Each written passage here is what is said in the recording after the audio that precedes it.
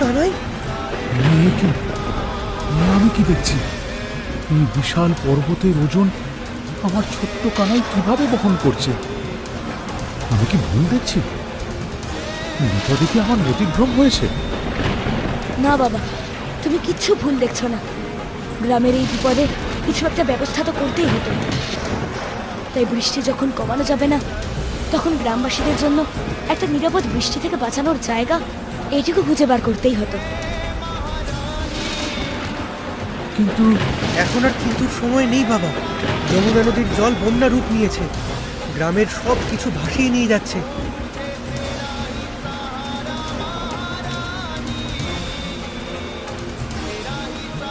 আমাদের এক্ষুনি সবাইকে গিয়ে খবর দিতে হবে।